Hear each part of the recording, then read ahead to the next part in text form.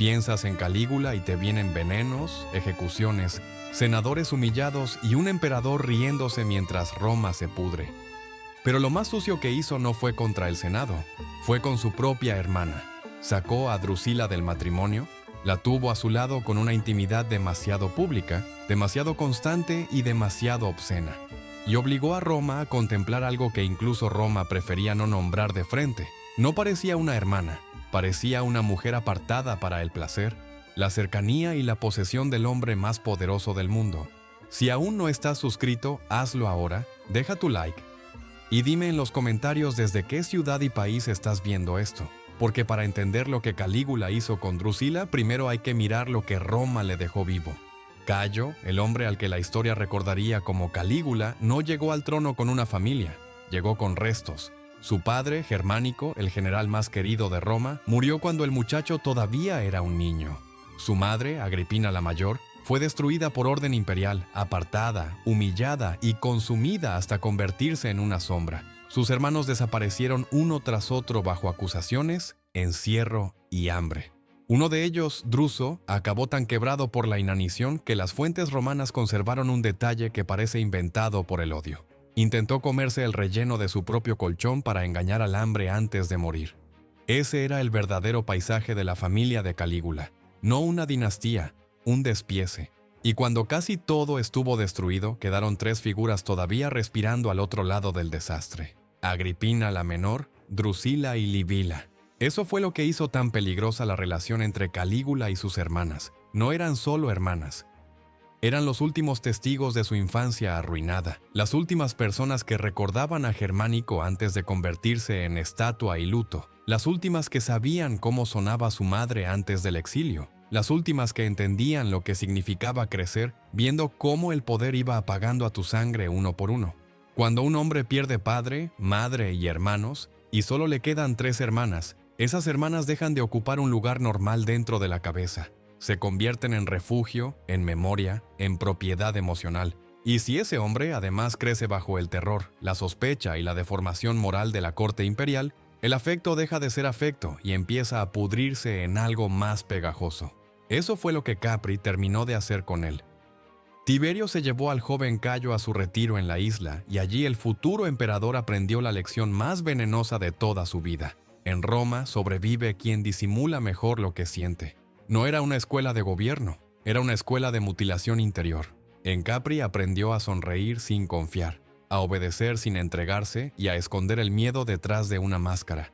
También aprendió algo peor, que el poder no existe para proteger lo que amas, sino para retenerlo, vigilarlo y aplastarlo antes de que te lo arranquen.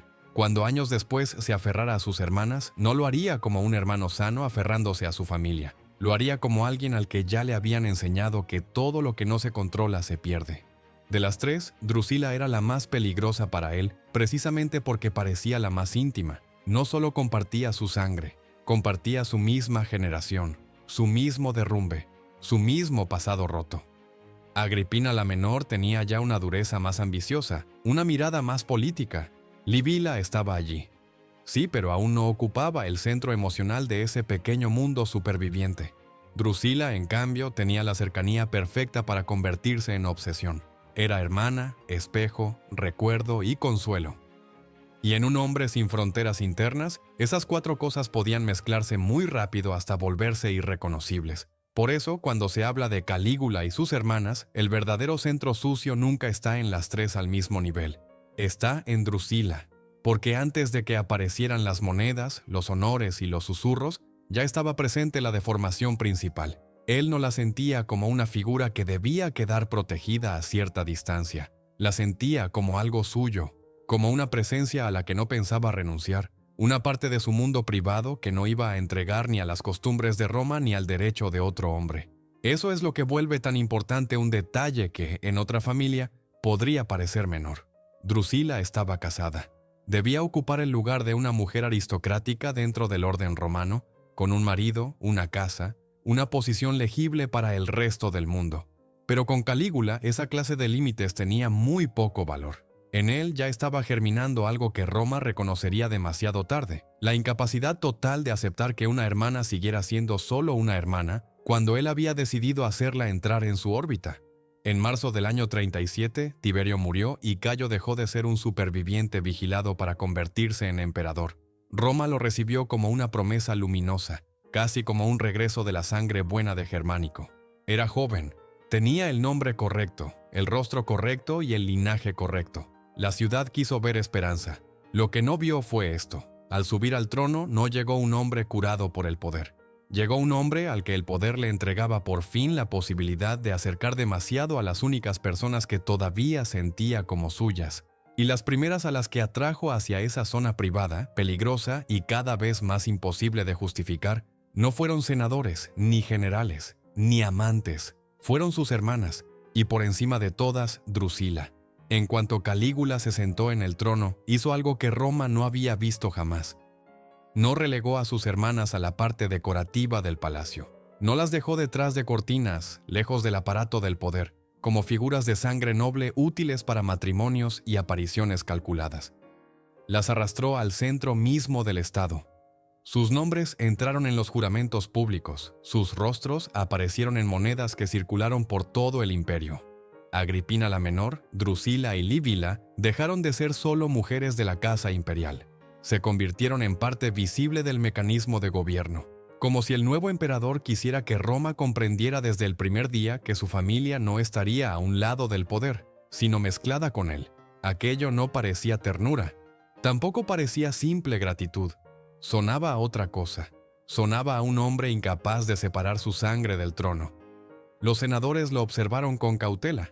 El pueblo, todavía cegado por la popularidad del nombre de Germánico, quiso ver en ello generosidad, devoción familiar, incluso una nueva cercanía entre el emperador y la casa que tanto había sufrido bajo Tiberio. Pero el palacio entendía mejor las deformidades del poder. En Roma no se daban honores así a mujeres vivas por simple afecto, y mucho menos a tres de golpe. Había algo rígido, casi obsesivo, en la manera en que Calígula las levantaba junto a sí, como si no estuviera premiando a sus hermanas, sino reconstruyendo alrededor de su cuerpo un pequeño mundo privado que ya no pensaba perder.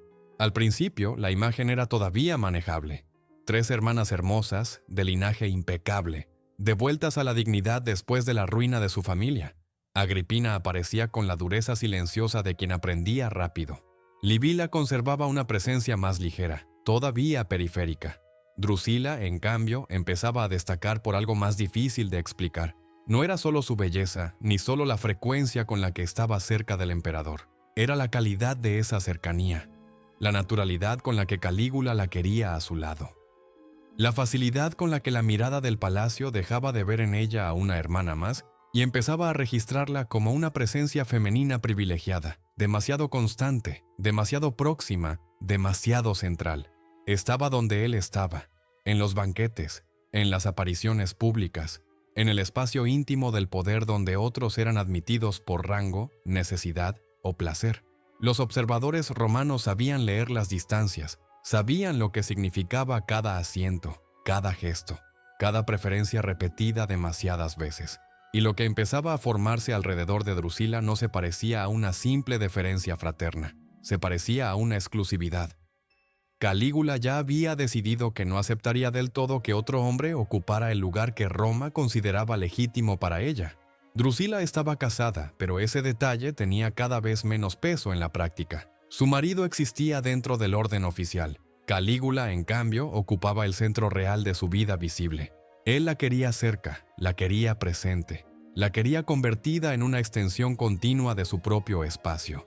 Y en una corte donde nada importante permanecía inocente por mucho tiempo, esa insistencia empezó a adquirir una textura incómoda. No era todavía un escándalo pronunciado en voz alta. Era algo peor, una incomodidad compartida que nadie podía formular con limpieza. Agripina y Livila seguían siendo las hermanas del emperador. Drusila empezaba a convertirse en algo más ambiguo, más íntimo, más peligroso.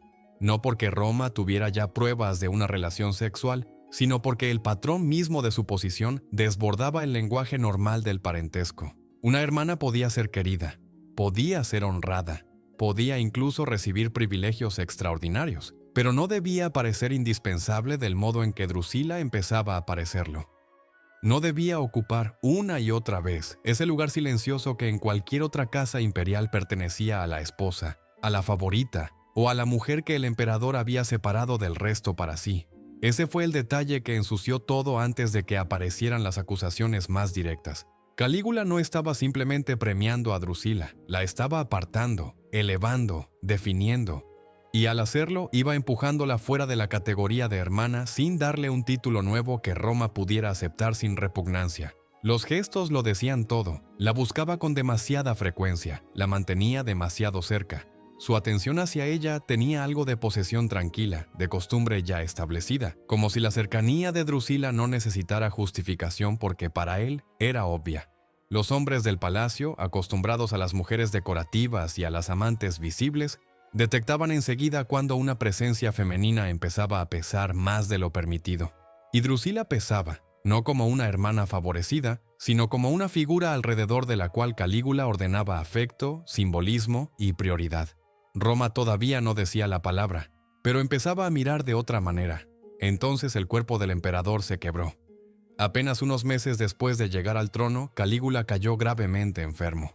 La noticia se extendió por la ciudad con una rapidez histérica. El pueblo temió perder al joven príncipe en el que había querido ver el regreso de la sangre de Germánico. Los sacrificios se multiplicaron. Los templos se llenaron. Las casas poderosas empezaron a calcular en silencio qué ocurriría si el muchacho moría tan pronto. Y fue en ese momento, con la fiebre encima y la posibilidad real de desaparecer, cuando Calígula mostró con una claridad brutal quién ocupaba el centro de su mundo. No eligió a un general, no eligió a un senador, no eligió a un heredero masculino de sangre imperial, eligió a Drusila, la nombró heredera de sus bienes y en la práctica del lugar más cercano a su poder. Fue un gesto tan desmedido que dejó a Roma mirando con una mezcla de miedo y fascinación, porque en el instante en que la muerte parecía asomarse a su cama, Calígula no se aferró al Estado, ni al Senado, ni al ejército, se aferró a su hermana, y al hacerlo, convirtió en algo casi imposible de negar lo que hasta entonces solo se intuía con incomodidad. Drusila ya no era simplemente una mujer de su familia, era la figura a la que había acercado demasiado, la única a la que estaba dispuesto a elevar por encima del orden entero de Roma. Calígula sobrevivió a la enfermedad, pero no salió de ella más cuerdo ni más agradecido. Salió más pegado a Drusila, más dependiente de su presencia y mucho menos dispuesto a disimular. Antes de la fiebre, Roma podía fingir que veía favoritismo, ternura deformada, un exceso de cercanía entre hermanos marcados por la tragedia. Después de la fiebre, esa explicación empezó a pudrirse. Ya no parecía que Drusila estuviera cerca del emperador porque fuera su hermana favorita. Parecía que estaba allí porque ocupaba un lugar que nadie más debía ocupar, el lugar de una mujer separada para él. Su matrimonio dejó de significar casi nada. En el papel, Drusila seguía siendo una aristócrata casada dentro del orden romano. En la práctica, el hombre que organizaba su posición, sus movimientos y su importancia no era su marido, era Calígula. El esposo legal existía como detalle administrativo. El vínculo real se veía cada día en el palacio. Drusila estaba donde el emperador quería mirar, cerca de su lecho en las recepciones, cerca de su mesa en los banquetes, cerca de su voz en las decisiones, cerca de su cuerpo en esa zona ambigua donde Roma sabía distinguir perfectamente entre la presencia de una hermana y la de una mujer íntima. Y lo que estaba viendo ya no se parecía a lo primero. El problema no era un solo gesto, era la repetición. Un emperador podía besar a una hermana en público, podía honrarla, podía protegerla. Roma podía tragarse muchas cosas si ocurrían una sola vez y venían cubiertas por el lenguaje de la familia. Pero con Drusila no era una vez, era siempre. Su cercanía con Calígula dejaba de ser episódica y se volvía estructura. Ella era la figura femenina central en un entorno donde la esposa oficial del emperador parecía cada vez más un adorno protocolario, y la hermana empezaba a ocupar la verdadera intimidad del poder. Ahí fue donde la mirada romana cambió del desconcierto a algo más oscuro, porque Roma sabía leer escándalos, sabía reconocer la diferencia entre una amante y una esposa, entre una hermana protegida y una mujer apropiada. Sabía cuando un hombre de poder había empezado a tratar a una mujer como propiedad personal aunque no le hubiera dado el título correcto. Y eso era exactamente lo que Calígula estaba haciendo con Drusila. No la ocultaba, no la apartaba del centro. No intentaba reducir su protagonismo para proteger al menos la apariencia. Al contrario, cuanto más evidente se volvía su dependencia, más la mantenía delante de todos, como si obligara a Roma a acostumbrarse a una anomalía que él ya había dejado de considerar anormal. Los rumores no nacieron de una noche cerrada detrás de una puerta. Nacieron de la exposición, nacieron de verla demasiado cerca, demasiado a menudo, en lugares y funciones que el ojo romano asociaba al privilegio conyugal. Nacieron de la forma en que Calígula la separaba del resto de las mujeres y también del resto de sus hermanas. Agripina la menor seguía siendo importante, Livila seguía siendo visible, pero Drusila era otra cosa. El foco caía una y otra vez sobre ella. El emperador la trataba con una gravedad especial, con una prioridad que no terminaba en la política ni empezaba en el afecto sano. El palacio empezó a entenderlo antes que la ciudad. Luego lo entendió la ciudad. Y después empezaron los susurros. Al principio eran solo miradas demasiado largas cuando ella entraba. Pausas en mitad de conversaciones. Senadores que bajaban la voz al mencionar su nombre. Sirvientes que aprendían a quedarse inmóviles cuando el emperador la buscaba con los ojos. Más tarde, los rumores se volvieron más precisos. Ya no se hablaba solo de una cercanía impropia. Se empezó a hablar de una relación que Roma odiaba incluso imaginar, y por eso mismo, no podía dejar de imaginar. La palabra incesto todavía no se pronunciaba en el centro de la sala, pero ya estaba en el aire, pesada y sucia, como el olor de algo podrido que todos detectan y nadie quiere admitir que viene del altar mismo del poder. Los escritores de una época así no necesitaban ver un cuerpo desnudo sobre una cama para entender la dirección de un escándalo. Les bastaban los signos, la eliminación del marido como figura relevante, la presencia constante de Drusila como primera mujer del entorno imperial, la manera en que Calígula la sostenía dentro del centro de su vida visible, el hecho de que no pareciera necesitar una esposa cuando ya tenía algo mucho más perturbador, una hermana transformada en casi esposa sin título. Y cuanto más se consolidaba esa percepción, más enfermizo se volvía todo, porque ya no se trataba de una pasión privada. Se trataba de una anomalía pública que obligaba a Roma a mirar cada día como la sangre, el deseo y el poder empezaban a mezclarse en una sola figura femenina. Drusila dejó de ser solo una persona. Se convirtió en una posición. Era la posición donde Calígula colocaba su obsesión, la posición donde el parentesco se deformaba hasta parecer posesión sexual. La posición donde el Estado veía cómo la casa imperial borraba, delante de todos, la frontera que se suponía sagrada incluso en una ciudad acostumbrada a monstruos. Esa fue la verdadera obscenidad. No que hubiera un rumor, sino que el rumor parecía encajar demasiado bien con lo que todos veían a plena luz del día. Y entonces, cuando esa estructura parecía ya estable, Drusila murió. Murió joven, de forma súbita, en el año 38. No hizo falta que Roma la viera en un lecho de sangre para entender la magnitud del golpe. Bastó con comprender una cosa. Acababa de desaparecer la mujer sobre la que descansaba la fijación más enferma del emperador. La figura que había absorbido una atención impropia, el cuerpo alrededor del cual Calígula había organizado cercanía, prioridad y una forma de posesión que nadie quería llamar por su nombre, ya no estaba.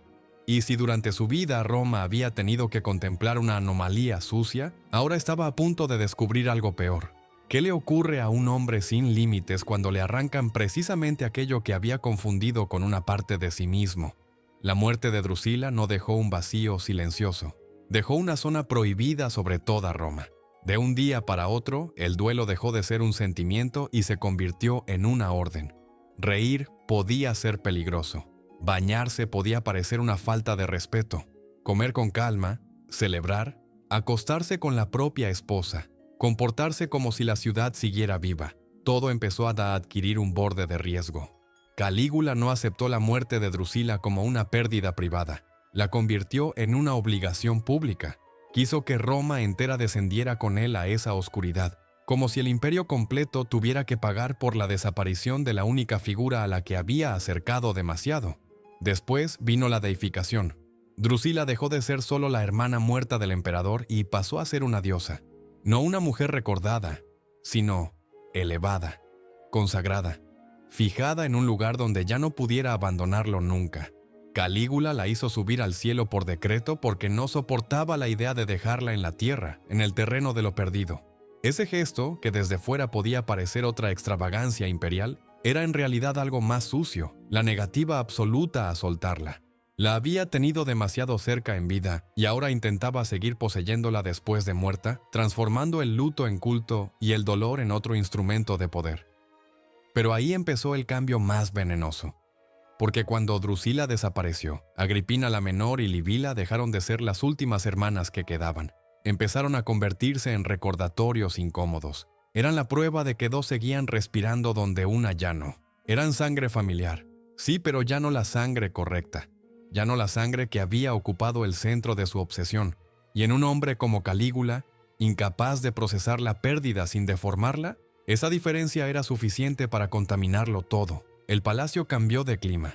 Antes había habido cercanía sucia, tensión, miradas, rumores. Después de Drusila hubo algo distinto: sospecha. Cada conversación parecía tener otro significado. Cada sonrisa parecía esconder una traición. Cada vínculo entre hombre y mujer podía leerse como conspiración. El ambiente se volvió espeso, cargado de sexo, miedo y cálculo político. En una corte así, donde el emperador ya había borrado demasiadas fronteras, nadie sabía con certeza dónde terminaba la intimidad y dónde empezaba el delito. Fue en ese aire podrido donde apareció Marco Emilio Lépido. Lépido no era un desconocido ni un aventurero cualquiera. Había estado unido a la casa imperial, había formado parte del círculo más cercano, y después de la muerte de Drusila seguía siendo una figura con acceso, con apellido, con ambición y con esa peligrosa mezcla de proximidad y utilidad que en Roma podía llevar muy rápido a la cama o al cadalso. Alrededor de él empezaron a cerrarse Agripina y Livila, no como dos mujeres ingenuas buscando consuelo, sino como dos supervivientes criadas en una familia donde esperar pasivamente siempre había significado morir más tarde. Si Calígula había convertido el palacio en un lugar irrespirable, ellas también aprendieron a moverse dentro de ese veneno. Y ahí fue donde la suciedad se volvió total, porque el vínculo entre las dos hermanas y Lépido no parecía un asunto limpio ni puramente político. La corte empezó a oler algo más turbio: sexo, alianza, resentimiento y una posible salida al monstruo que tenían encima. Los rumores crecieron rápido. Agripina y Livila ya no eran vistas solo como hermanas del emperador, sino como mujeres peligrosamente entrelazadas con el hombre que podía servir de reemplazo, de amante o de cómplice. Lo que antes había sido una casa imperial deformada por la obsesión con Drusila, ahora se convertía en otra cosa igual de inmunda: un nudo de sangre, deseo y traición en el que cada cuerpo parecía estar colocado dentro de una maniobra. Calígula no lo leyó como una intriga cualquiera, lo sintió como una profanación de su propia casa. Eso es lo que vuelve tan brutal lo que vino después. No actuó como un emperador que descubre un complot, actuó como un hombre que cree que las pocas personas que todavía llevaban su sangre han contaminado el espacio íntimo que él consideraba suyo. Para alguien que había elevado a sus hermanas por encima de todas las mujeres de Roma, verlas ahora enredadas con Lépido no era solo una amenaza política, era una inversión obscena de su propio sistema de posesión. Sus hermanas ya no estaban a su lado, dentro de su órbita. Ahora aparecían ligadas a otro hombre, y eso para Calígula no podía resolverse con distancia. Tenía que resolverse con castigo. Lépido fue eliminado con rapidez. En una corte dominada por el miedo, los juicios importaban menos que el mensaje.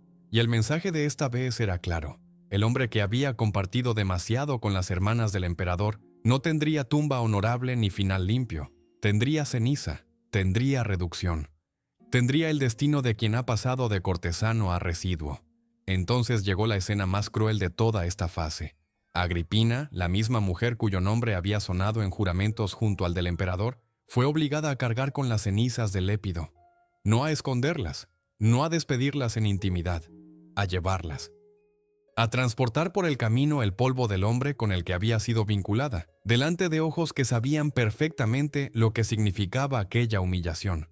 No era solo castigo, era exhibición. Cada paso con aquel peso en los brazos convertía a Agripina en una imagen invertida de la mujer que había sido al principio del reinado, de casi figura sagrada a portadora de vergüenza, de rostro junto al poder a cuerpo usado para enseñar qué ocurría cuando una hermana imperial dejaba de pertenecer al diseño del emperador. Livila miró aquello sabiendo que el golpe siguiente también iba hacia ella, y efectivamente llegó.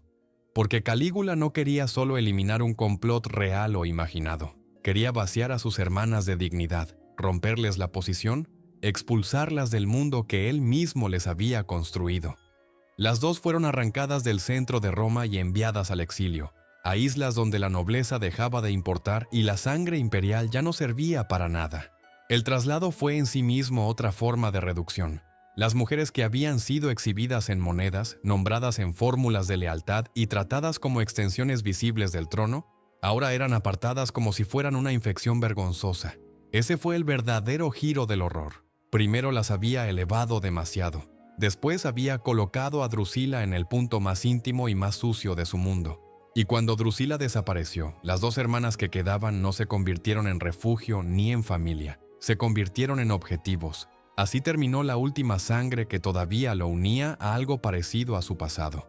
No reunida alrededor del duelo, sino quebrada por la sospecha, arrastrada por la sexualidad convertida en arma y arrojada fuera de Roma como si el emperador quisiera castigar en ellas la pérdida de la única mujer a la que nunca supo soltar.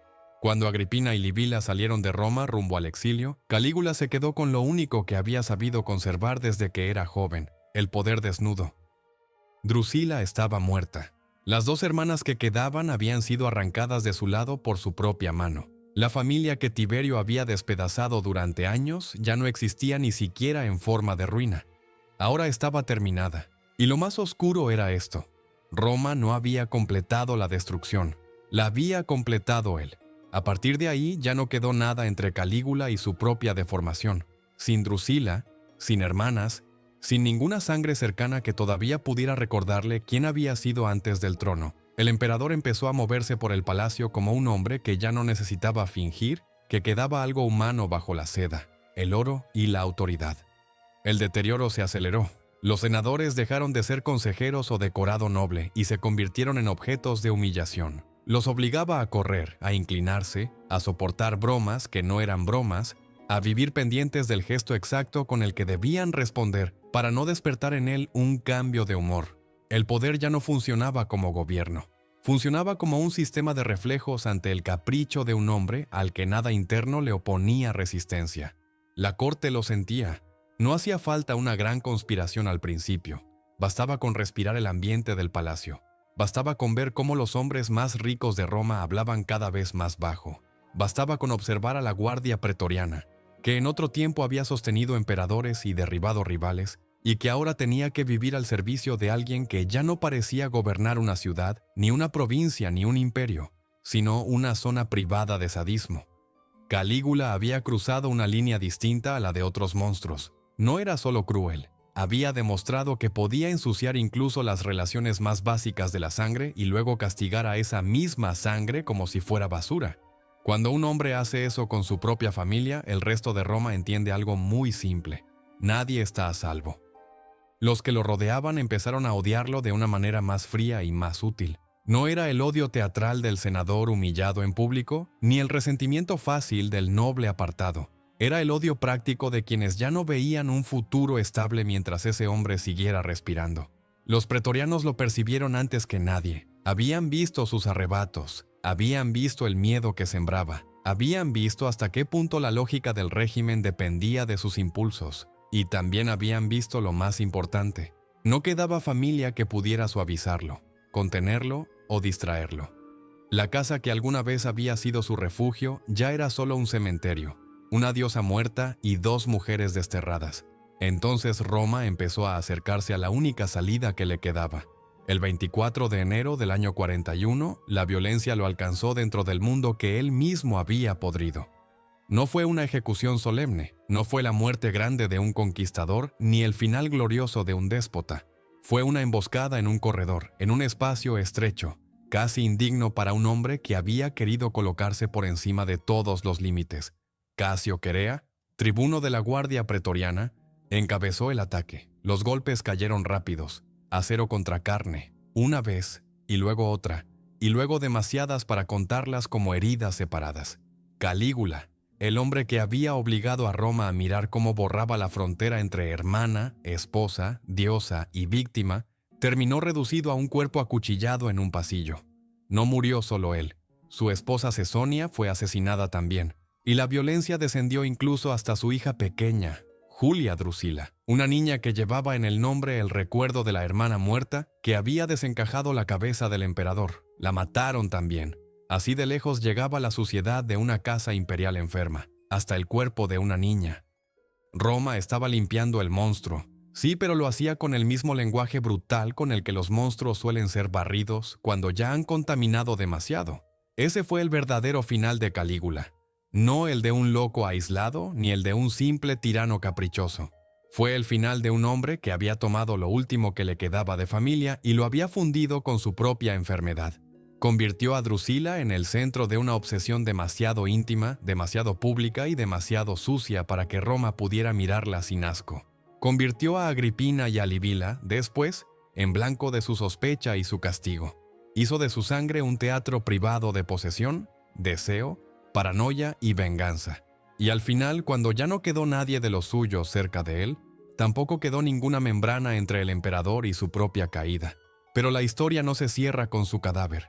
Livila no había terminado de sufrir. Años después volvería a ser arrastrada por otra maquinaria de acusación y muerte. Agripina, en cambio, sobrevivió.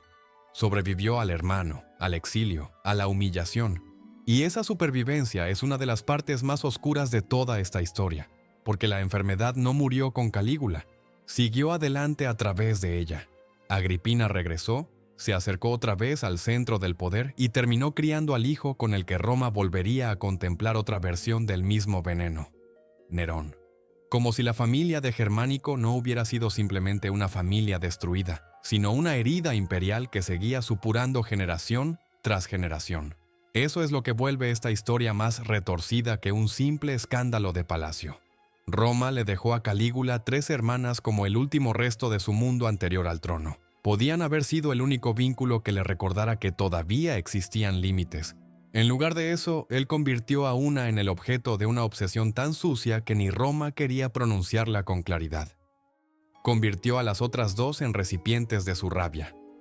Después arrojó a unas a la muerte, a otras al exilio, y terminó viviendo en un mundo donde él mismo había borrado la diferencia entre familia, poder y profanación. Si llegaste hasta el final, ya viste lo que muchos relatos históricos prefieren suavizar, que a veces el corazón de un imperio no se pudre primero en el Senado ni en el campo de batalla, sino dentro de una casa.